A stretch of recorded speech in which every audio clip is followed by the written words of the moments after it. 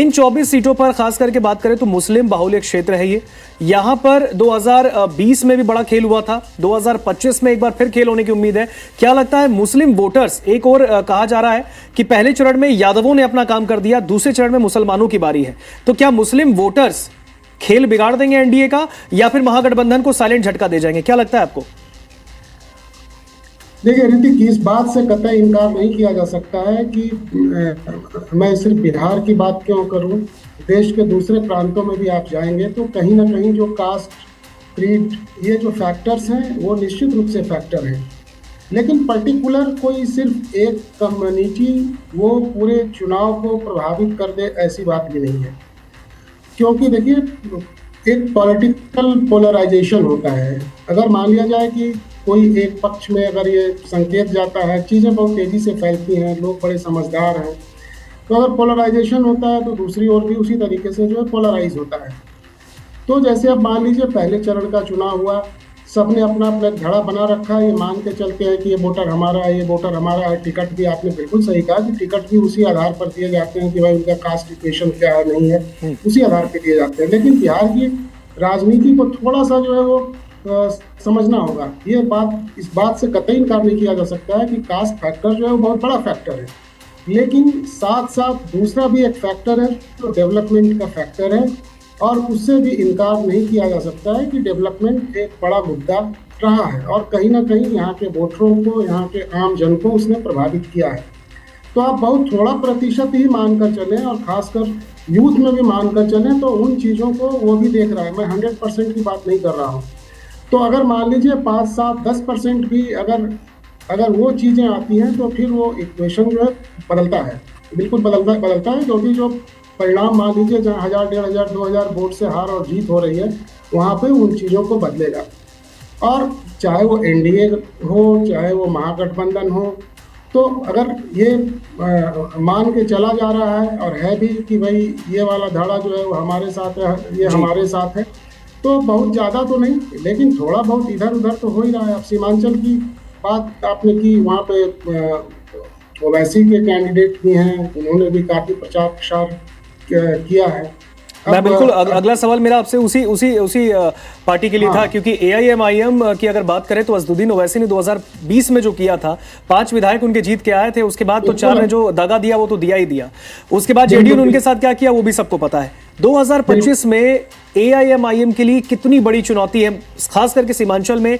क्या कमबैक कर पाएंगे ओवैसी? क्या अपने वोटर्स को साध पाए हैं, या मुश्किलें हो सकती है उनके लिए? क्योंकि ये अब चौतरफा मुकाबला है, एक तरफ प्रशांत किशोर भी खड़े हो गए हैं।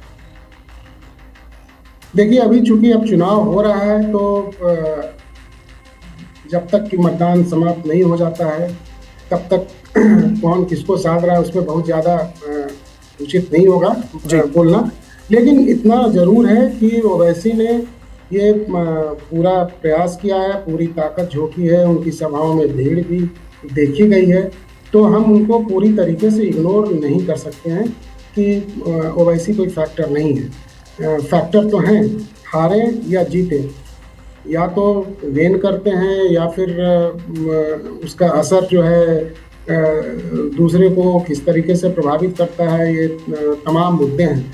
तो पिछले चुनाव में भी उन्होंने 5 सीटें निकाली थी, इस बार भी उनके खिलाड़ी मैदान में हैं, प्रशांत किशोर हैं, उनके भी कैंडिडेट्स जो है मैदान में हैं। अब देखिए उसमें बिल्कुल।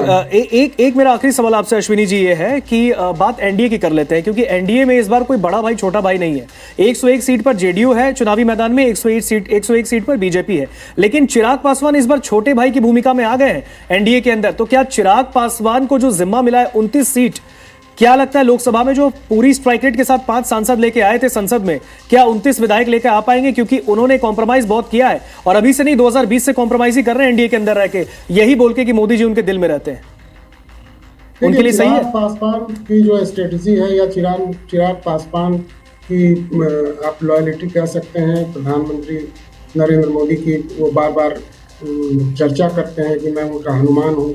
पिछले इलेक्शन में उन्होंने अलग होकर चुनाव लड़ा था, इस बार एनडीए में साथ है। छोटे भाई की भूमिका में तो वो पहले भी थे, आज भी है, और वो बोलते भी है कि भाई मैं तो अभी आशीर्वाद ले रहा हूँ, सब उनसे बड़े हैं, उनके पिता के दौर के हैं, चाहे वो नीतीश कुमार हो या प्रधानमंत्री हो, तो वो तो ऐसे भी छोटे हैं ही, देखा जाए एक सामाजिक लेकिन रूप लेकिन से। ये एक चैलेंज हो जाएगा, क्योंकि एक समय था जब उनके पिता स्वर्गीय रामविलास पासवान 29 विधायक लेके बिहार विधानसभा में पहुंचे थे, और लेकिन उन्होंने डिमांड रख दी मुस्लिम अगर मुख्यमंत्री बनेगा तभी वो समर्थन करेंगे। अब वापस से चिराग ने कहा इंटरव्यू में, एक इंटरव्यू में उन्होंने कहा था कि अब देखिए आज से 20-25 साल पहले उनके पिता जो है 20 साल पहले 29 विधायक लेके विधानसभा पहुंचते हैं और अब उनको 29 सीट दी जाती है। पिता से पुत्र की राजनीति को जोड़ा जा रहा है। देखिए, अगर आप वो 2005 का जो चुनाव हुआ था, उसमें लोजपा रामविलास पासवान की जो पार्टी लोजपा थी, अब तो लोजपा रामविलास चिराग पासवान की पार्टी है जी। तो 29 विधायक निश्चित रूप से, और ये बहुत बड़ी सफलता थी उनके पॉलिटिकल करियर में कि 29 विधायक चुने गए थे। उन्होंने उस समय क्या था कि एक हंग असेंबली थी, तो फिर आगे का जो घटनाक्रम हुआ घाटशिला में, जो झारखंड में है, घाटशिला में ये सारी चीज़ें चल रही थी, जो तोड़, और ये तो रातों रात असेंबली को जो है भंग कर दिया गया था। ये उस समय का घटनाक्रम है। अब आज जो है परिस्थितियां जो है बदल चुकी हैं। ये निश्चित है कि जब उन्होंने अकेले चुनाव लड़ने का फैसला किया था, तो निश्चित रूप से उसको कहीं ना कहीं एनडीए को डेंट तो लगा, जो वोटिंग परसेंटेज और जहाँ जहाँ कैंडिडेट्स हारे हैं थोड़े बहुत मतों से, तो ये मानकर चला जा सकता है कि वो कहीं ना कहीं वो डेंट था।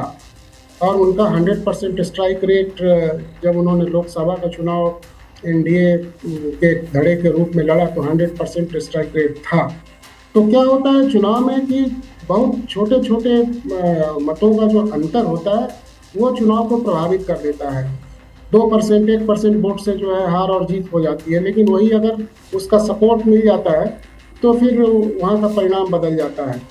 तो चिराग पासवान की जो पार्टी लोजपा रामविलास है, आप ये कह सकते हैं कि उनके आने से कहीं ना कहीं एनडीए को निश्चित रूप से मजबूती तो मिली है, और उसका एक मैसेज भी गया है। जैसे महागठबंधन में मुकेश सहनी है, तो एक फोर्स तो मिला, तो उसी तरीके से इधर जो है एक बड़ा फोर्स मिला है। अब ये देखना होगा कि जिस तरीके से एनडीए का अब ये एक बात ये भी है ना कि अब वोट ट्रांसफर की आपके जो 3, 4, 5 घटक हैं, किसका वोट किसमें कितना ट्रांसफर होता है, इसके ऊपर बहुत कुछ डिपेंड करता है। अगर हम बात करें चिराग के अलावा, ये दूसरा जो चरण है वहां पर जीतन राम मांझी की भी साख पर दांव लगी है। इसके अलावा उपेंद्र कुशवाहा, क्योंकि 6 सीटें जीतन राम मांझी दूसरे चरण में उनकी दांव पर है और 4 सीटों पर उपेंद्र कुशवाहा, तो इन दोनों का भविष्य भी यही दूसरा चरण डिसाइड करेगा। तो मांझी और उपेंद्र कुशवाहा की मौजूदा स्थिति क्या नजर आ रही है? देखिए, मांझी और जहाँ तक जीतन राम मांझी और उपेंद्र कुशवाहा की बात है, तो इनका कुछ क्षेत्रों पे अपना व्यक्तिगत प्रभाव कह सकते हैं, और जो जातीय समीकरण है वो है, और उसके साथ प्लस पॉइंट की वो एनडीए का हिस्सा है। तो इधर के जो भी वोटर्स हैं, तो कहीं ना कहीं निश्चित रूप से उस फोल्डर में वो जाएंगे। जीतन राम मांझी के कैंडिडेट्स जहाँ से हैं, वहाँ वो गया से सांसद भी हैं, गया जी से जीतन राम मांझी, और जिस इमामगंज, जैसे इमामगंज क्षेत्र है, वहाँ से खुद भी वो विधायक रहे हैं। तो ये क्षेत्र वहाँ उनका रहा है, और जिस क्षेत्र से आते हैं वहाँ पर भुइयाँ मुसहर, ये कम्युनिटी जो है वहाँ काफ़ी, ये इनके मतदाता जो है बड़ी संख्या में है। तो उस पर उनका मांझी जी का जो प्रभाव है वो तो है, इससे इनकार नहीं किया जा सकता है। लेकिन अब जो दूसरे भी कैंडिडेट्स हैं, तो ऐसा भी नहीं है कि उनका कोई प्रभाव नहीं है, प्रभाव है। और पहले भी जब चुनाव हुआ है तो वहाँ पर ऐसा नहीं है कि वन साइडेड गेमिंग हुई है, टसल रहा है वहाँ पर। अब ये देखिए, एक बहुत बड़ा है अभी जो मैं देख रहा हूँ, जो वोटिंग ट्रेंड देख रहा हूँ, हालांकि वोटिंग परसेंटेज ठीक ठाक अभी जो मतदान का है वो चल रहा है, कि कौन कितने वोटर्स को बूथ तक पहुंचा पाता है, इस पे बहुत कुछ निर्भर करेगा। मान लिया जाए कि आपके 100 वोटर हैं, और 100 वोटर में जो है आपके 25-30 वोटर जाकर वोट दे रहे हैं, दूसरी जगह जो है 100 वोटर हैं, उनके जो है 40 दे रहे हैं, 10 मतों का भी अंतर हो गया तो आपका जो है काम लग जाएगा। तो ये बहुत बड़ा चैलेंज है कि आप अपने वोटर्स को किस तरीके से बूथ तक पहुंचा पा रहे हैं। मतलब जो एक जो आक्रामकता देखी जाती है एक जो उत्साह देखा जाता है, वो तो मतदान केंद्र पे जो कतार लगी होती है वो देखकर पता चल जाता है कि चुनाव का परिणाम क्या होगा। लेकिन जिस तरीके से पहले चर्चा हो रही थी कि पूरा एनडीए हो या महागठबंधन जो कुनबा है सब एक साथ नजर आएंगे, चुनाव प्रचार में कई बार ऐसा देखने को मिला कि आपस में नाराजगी दिख रही थी। तो अब जिस तरीके से, क्योंकि लगभग अगर हम दोनों गठबंधनों की बात करें तो 4-4, 5-5 प्रमुख पार्टियां हैं दोनों गठबंधनों में, तो वोट ट्रांसफर कराना कितना बड़ा मुद्दा रहेगा गठबंधनों के लिहाज से? रजत, मैंने यही बात कही कि वोट ट्रांसफर कराना जो है वो बहुत बड़ा इशू है। That is a big issue कि आप मान लीजिए कि गठबंधन में तो हैं जी, पहले भी हम लोगों ने चर्चा की थी जब चुनाव प्रचार हो रहा था जी, कि मंच पर आप एक साथ खड़े हो जाते हैं, हाथ एक साथ जोड़कर, वो सब कुछ ठीक है जी, लेकिन आपका जो नीचे लेवल पे जो वर्कर्स हैं या जो वोटर्स हैं, क्या उनके बीच भी वो मैसेज कन्वे होता है? क्या उसी तरीके से वो भी हाथ से हाथ मिलाकर एकजुट होकर वो आगे बढ़ रहे हैं? ये बहुत बड़ा फैक्टर है। और आपने जो कहा ये सही है जी, कि जब चुनाव की घोषणा हो गई थी, पहले तो सीटों को लेकर ही खींचतान मची रही। जी, महागठबंधन में भी 5-6 जगहों पे अभी भी आज भी जो है वो फ्रेंडली फाइट कर रहे हैं। फ्रेंडली फाइट क्या होता है? चुनाव मैदान में आप खड़े हैं तो हैं, सीधी सी बात है। उसको नाम दे दिया गया है एक दोस्ताना कुछ नहीं होता है भैया। चुनाव मैदान में आप खड़े हैं तो खड़े हैं, आपका ईवीएम में सिंबल पड़ा हुआ है, कोई भी आके अगर डाल देगा, अगर उस पर एक बटन दबा देगा तो एक वोट गया उसका। ठीक बात, तो बिल्कुल।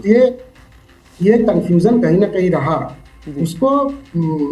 उसको हैंडल करने में तो थोड़ा सा समय लगा, या कह सकते परेशानी हुई, या उसका असर दिख भी सकता है। निश्चित रूप से जो वोट ट्रांसफर की आप बात कर रहे हैं जी, अश्विनी सर एक सवाल, एक मैसेज तो चला ही जाता है। जी, एक सवाल अश्विनी सर मेरा है आपसे ये, हमने एनडीए का जिक्र कर लिया, हमने उनके सहयोगियों का जिक्र कर लिया, तेजस्वी को नहीं छोड़ना चाहिए। तेजस्वी यादव नेता प्रतिपक्ष बनकर जो उन्होंने काम किया हमने देखा, डिप्टी सीएम रहकर जो काम किया वो हमने देखा, अभी जो उन्होंने अपने घोषणा पत्र में ऐलान कर दिया हर घर एक सरकारी नौकरी, उस पर ट्रोल कर दिया जा रहा है उनको। और साथ ही साथ इस बार के चुनाव में थोड़े से हताश दिख रहे हैं। जो 2020 में उनका एक अलग ही कॉन्फिडेंस दिखता था, इस बार शायद क्या भाई साथ में नहीं, इस वजह से भी इसका अंतर पड़ा है क्या? क्योंकि एनडीए कह रहा है जो अपने भाई के साथ नहीं वो बिहार के साथ क्या होगा? देखिए, राजनीति है और राजनीति में छोटी छोटी चीजें मायने रखती हैं और उसका जो है एक मैसेज जाता है, मैसेज कन्वे होता है। तो मान लीजिए कि आप चुनाव मैदान में चुनाव लड़ रहे हैं, चुनाव की घोषणा हो गई है, सब कुछ है, आपको वहां पर एक एकजुटता जो है प्रदर्शित करनी है। ठीक है कि उनके भाई को जो है बाहर किया गया, तेज प्रताप अपनी अलग पार्टी बना के जेजेडी जनशक्ति जनता दल सभा कर रहे हैं, भीड़ भी हो रही है, हेलीकॉप्टर से घूम रहे थे, तो वो सारी चीजें हैं। तो लेकिन अपने भाई को हराने का जो उन्होंने कह दिया कि मैं महुआ वहां जाके राघोपुर में अपने हेलीकॉप्टर उतार दूंगा, अगर भाई मेरे सामने कैंडिडेट उतारेगा तो मैं भी नहीं छोड़ूंगा, अपने भाई को क्या वो हित नहीं पहुंचा देंगे? इस चीज से अहित नहीं हो जाएगा उनका? भाई, तेज प्रताप ने कहा था कि अगर मेरी कॉन्स्टिट्यूएंसी में तेजस्वी आते हैं तो मैं भी तेजस्वी की कॉन्स्टिट्यूएंसी में जाऊंगा। बिल्कुल भाई, अपनी अपनी आइडेंटिटी का या अपने अपने अस्तित्व का वजूद का सवाल है। तो तेज प्रताप ने अपना अलग रास्ता चुना कि जब मैं वहां से आउट कर दिया गया हूं तो हमारा भी तो कोई अस्तित्व, कोई वजूद होना चाहिए। तो अपने अलग वजूद के साथ जो है फिर पॉलिटिकल मैदान में जो रणभूमि में वो व्यक्ति जो है खड़ा है आज। तो आप इसलिए आज तेज प्रताप की चर्चा कर रहे हैं। अगर उन्होंने ऐसा नहीं किया होता तो आज तेज प्रताप की चर्चा नहीं होती। और राजनीति में यह जरूरी है कि आप कम से कम चर्चा में तो बने रहें।